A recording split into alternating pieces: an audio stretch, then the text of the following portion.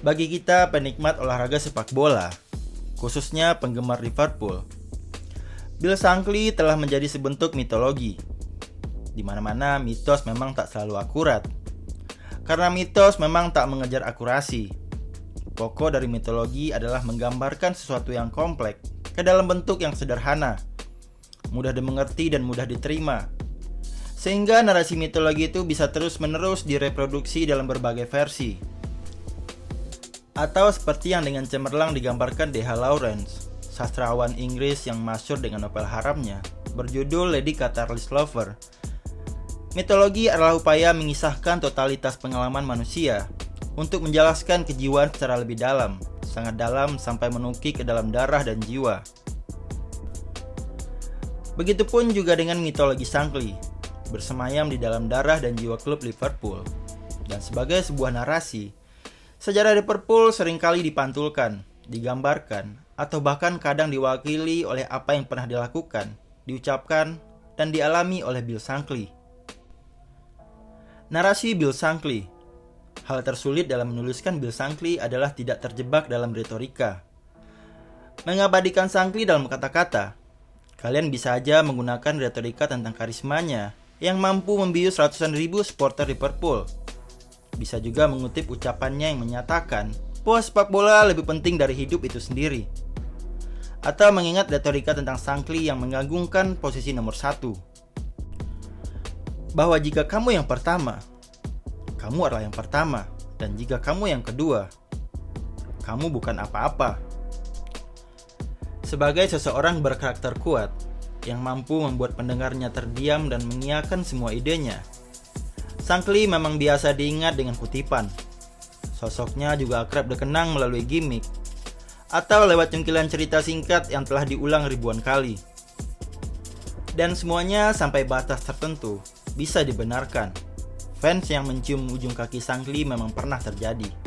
Bahkan cerita dan foto kejadian ini kerap diulang dari masa-masa saat membicarakan bagaimana Shankly sangat dicintai di Liverpool. Pun dengan ribuan pendukung Liverpool yang mengeluhkan namanya dalam nada himne Amazing Grace, seperti umat memanggil pemimpinnya. Ini bukan pemandangan aneh di era 60-an.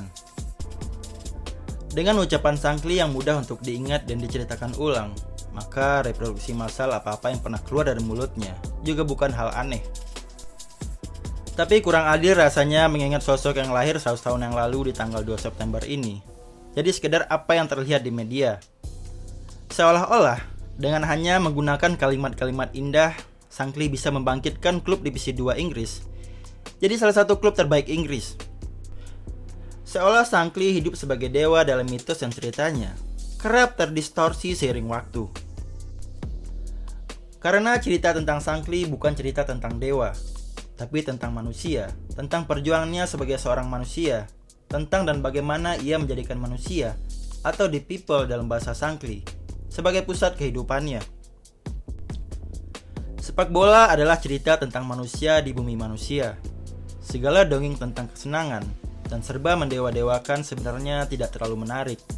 Kisah-kisah macam itu bukan cerita tentang kemanusiaan kita, tapi tentang surga, di mana semuanya berjalan mulus, rapi dan sempurna. Dan epik macam itu jelas tidak terjadi di atas tanah yang kita injak ini. Saat Shankly pertama kali menginjakkan kakinya ke Anfield di bulan Desember 1959, Liverpool adalah klub divisi bawah yang gak mau kemana-mana. Pemilik yang gak mau mengambil risiko finansial, dan manajer yang senang dengan kondisi yang biasa-biasa aja jadi norma. Direkrutnya Shankly dari Huddersfield pun, saat itu satu divisi di atas Liverpool, hanya untuk membawa Liverpool promosi.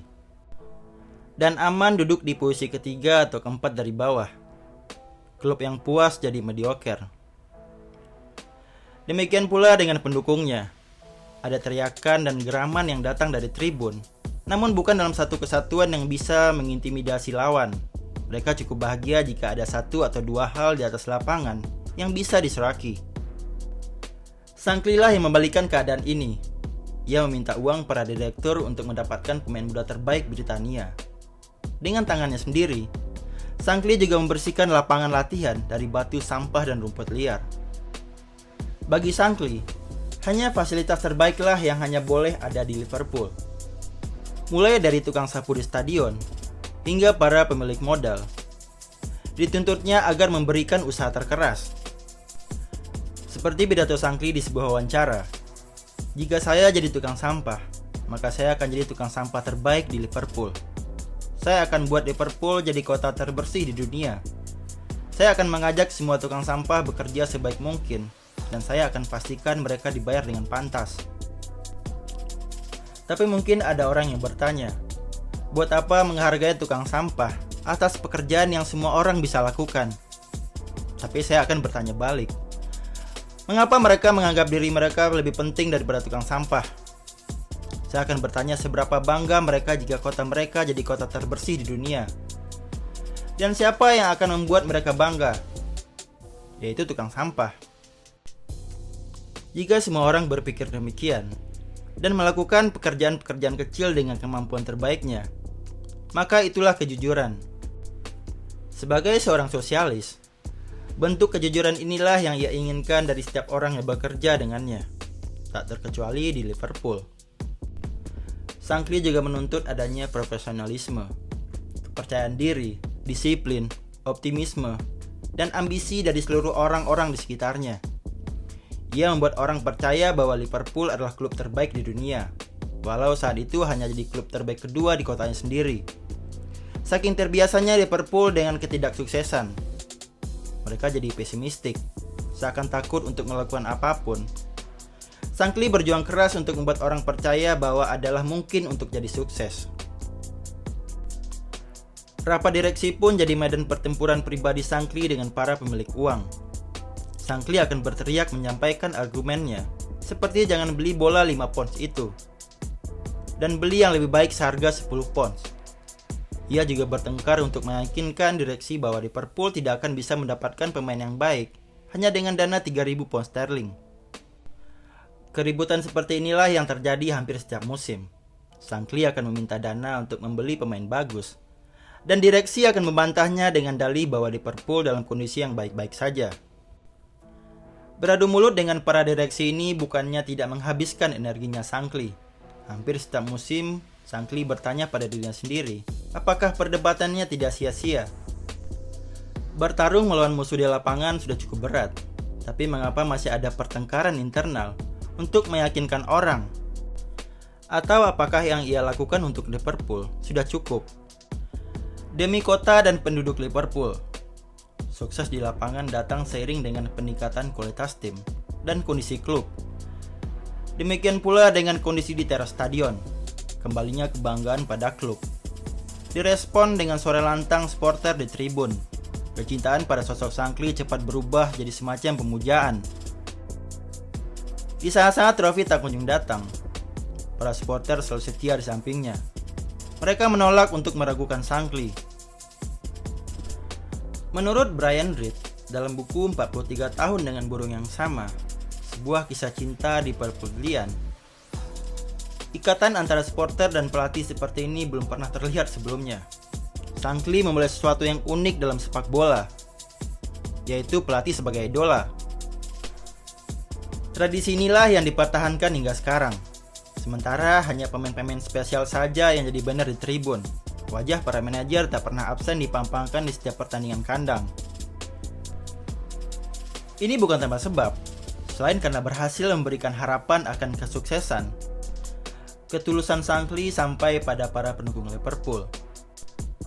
Sikapnya yang menghargai semua orang, bahkan yang terendah dalam strata sosial sekalipun, membuat Shankly populer. Ia dianggap jadi salah satu dari mereka. Semenjak Shankly menginjakkan kakinya ke dalam Anfield, supporter Liverpool sendiri seakan dijadikannya pusat dunia. Dalam pikirannya, Liverpool Football Club dimiliki oleh supporter, bukan direksi ataupun para pemegang saham. Bahkan saat baru direkrut dan pertama kali melihat kondisi Anfield yang hancur, Shankly sempat berujar pada Ness istrinya, "Tempat ini tidak cukup baik untuk kota Liverpool. Para pemain di tim ini tidak cukup baik untuk penduduk kota Liverpool." Nyaris 15 tahun kemudian, setelah memenangkan Piala FA pada tahun 1974, Pikiran ini pun tidak pernah meninggalkan benak Shankly.